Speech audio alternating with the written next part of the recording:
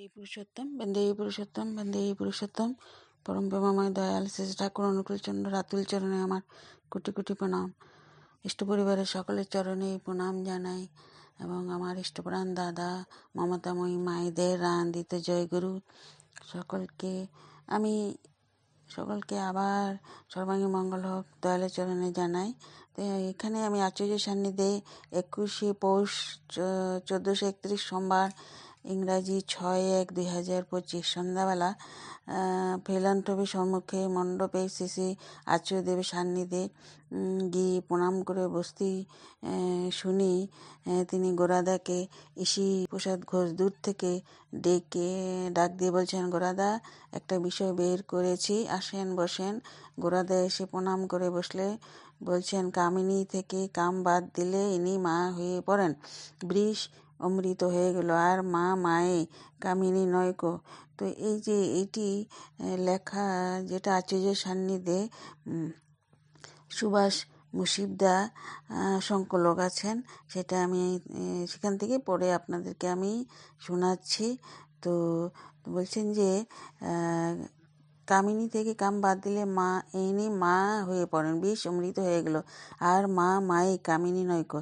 এই বাণীটির বিষ মানে যা জীবনীয় নয়, আর অমৃত মানে যা জীবনীয়। বিষ অমৃত হয়ে গেল মানে যা জীবনীয় নয় তা জীবনীয় হয়ে উঠল, এটাই বিষের অমৃত হয়ে ওঠা। মা মানে পরিমিতি বোধ থাকলে সংযত হবে, মা মায়েই মানে সংযতই। সেটা নিজের ইচ্ছা বা খেয়ালের বস্তু নয়, নিয়ন্ত্রিত সংহত। আরেকটি বাণী, তাকে অহংয়ের কষ্টি পাথরে কষা যায় না, কিন্তু তিনি প্রকৃত দীনতা রূপ ভেড়ার শিঙে খণ্ড বিখণ্ড হন। এটি ব্যাখ্যা বলছেন, ভেড়ার শিঙের বৈশিষ্ট্য অনুযায়ী অতি সয় নর্মবন্ধনে তিনি বিদ্ধ হন। আমাকে একজন বলছিল, ভেড়ার শিং যেহেতু বাঁকানো, তাই তা দিয়ে খণ্ড বিখণ্ড করা যায় না, কিন্তু ওটা ঠিক নয়। একটা প্রবাদ আছে, হিরিও ভাঙে ভেড়ার শিঙে। ভেড়ার শিং হেলাফেলা বস্তু বা জিনিস নয়, খুব শক্তি জিনিস।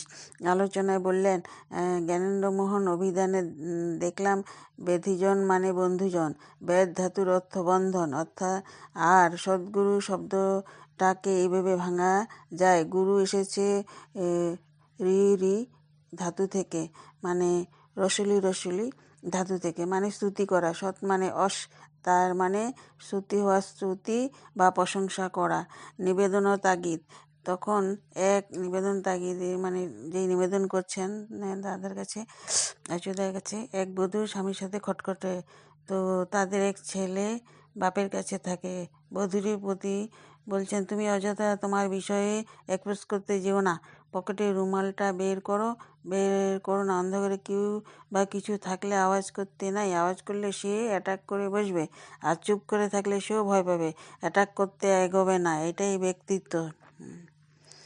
তো আচার্যদেব এভাবে সবার মনের সমস্যাটা সমাধান করে দেন। এই যে প্রশ্ন করেছিল মা, এরকম অনেক মায়েদের বা সংসারের সমস্যা আছে, এই একজনের সমস্যা 10 জনের হয়ে যায়। তো আরও বলছেন, রবীন্দ্রনাথ ঠাকুরমার গল্পটা জানো? তার এমন ব্যক্তিত্ব যে মৃত্যুর সময় তার পা দিয়ে যেন আলো ঠিকরে বেরোচ্ছে। তুমি তো বর কি খারাপ করে এটা প্রচার করে বেড়াচ্ছ, তুমি নিজের খাওয়া দাওয়া ছেলে দেখাশোনা চালিয়ে নিতে পারো, সেই ব্যাপারে তো বরের সাহায্য নিতে হচ্ছে। বধূটি আলাদা থাকার কথা তুললে বলছেন, ওটা তোমার বাড়ি, তুমি কেন ছেড়ে যাবে? বরের সাথে যে বিষয়ে মতানৈক্য হয় সেটাকে ইগনোর করে আরও কত বিষয় আছে পৃথিবীতে, সেটা নিয়ে থাকো, তোমার বাড়ি, অমর্যাদা করো না কাউকে। বধূটি আবার বলে, ছেলে কি আমার কাছে আসবে না? তাতে বলছেন, গুড় যদি থাকে তাহলে সেখানে কি পিঁপড়ে আসবে না? তেমনি তোমার মধ্যে গুড় থাকলে অবশ্যই আসবে। তুমি তো তাদের বাবা কি খারাপ করেছে সেটা বলতে থাকো, জনে এসব বলতে যেও না।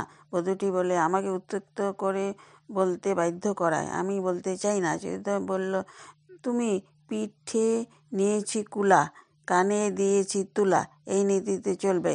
তাচ্ছিল্য করে যাবে? ব্যক্তিত্ব তাকেই বলে, সব বিষয়ে হাত পা ছুটতে হয় না। পরে নিবেদন, মুম্বাইয়ের এক পরিবার এসেছেন, তাদের এক সদস্য ক্যান্সারের বিষয় জানালে তিনি বলেছেন, লড়াই জারি রাখো, क्यों नहीं होगा, मेरा मन जो চাহেগা ওহি হোগা। তার নিজের জীবনে কাহিনী বলছেন, আমি কোনো ডাক্তারের কথা শুনি না। মা বলে পেসমেকার বসানোর ইচ্ছা নাই বলেই বসাতে হবে না। মায়ের পেসমেকার না বসানোর কাহিনীটি ব্যক্ত করে বলছেন, মাকে ডরানো কে লিয়ে হুইল চেয়ার লে আয়া। আমি মাকে বলেছি, মা তোমার প্রেস্টিজ নাই, आनंद में जियो, लड़ते रहो, कोशिश जारी রাখো, হারো মত, থাকো মত। এইভাবে পরম সাহস ও ভরসার সাথে জীবনীয় সম্পদে ভরপুর করে দিলেন তাদের। এক তরুণ পাল দাদার মাধ্যমে দীক্ষা গ্রহণ করে এসে নিবেদন করছেন, ঠাকুরকে নিয়ে যেন চলতে পারি। আচার্য বললেন, যেনটায় আমার আপত্তি আছে। মাটি পুনরায় বলতে গিয়ে বলছেন, যেন ঠিক মতো চলতে পারি। এই বাক্যটিতে যেন প্রয়োগ করে একই ভুল হওয়ার মাটি সাথে সাথে বললেন, ঠাকুরকে নিয়ে চলব। তা শুনে আচার্যশ্রীর মুখে খুশির প্রকাশ। পরে একজন বিয়ে সম্পর্কে বলা হলো, কুষ্টিতে মিলেছে, কিন্তু বর্ণের দিক দিয়ে এই বিয়ে চলে না। শুনে কাছে বসা বাপুনিকে পুরোহিত মশাই বদিবেশ ভট্টাচার্য সমাধান জানিয়ে দিতে বলছেন, ছাগলেরও কুষ্টি আছে, আমাদেরও কুষ্টি হয়, তাই বলে কি আমি ছাগলের সাথে মালা বদল করব? এক দাদা ব্যবসা করেন, তিনি কর্মচারীদের নিয়ে মাঝে মাঝে অসুবিধায় ভোগেন। পরামর্শ দিয়ে বলছে, তুমি তাদের মাসে 2 বার করে পে করবে। এক মাসে 7 তারিখে দিলে পরের মাসে 22 তারিখে দিবে। তাহলে যখন ছেড়ে যেতে চাইবে ওই 15 দিনের পাওনা থেকে যাচ্ছে ভেবে যাবে না। আর পাশের ব্যবসায়ী কর্মচারীদের যা দে তুমি তা থেকে অন্তত 1 টাকা বেশি দিবে। আর একটা কাজ করবে, তাদের বাড়িতে যখন কোনো অনুষ্ঠান হবে তখন সেই অনুষ্ঠানে যোগ দেবে সাধারণ পোশাকে।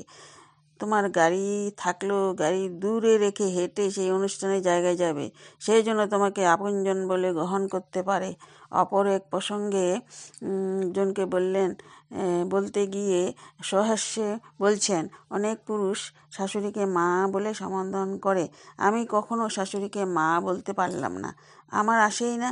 শাশুড়ি বলতেন, জামাই তো আমাকে মা বলে না। বলি, আমার মা বলা না, আসলে কি করব? তো এই সংকলক সুভাষ মুর্শিদা লিখেছেন, সেটা আমি আপনাদের সাথে শেয়ার করলাম। ভালো লাগলো। সবারই সর্বাঙ্গ মঙ্গল হোক। জয় গুরু।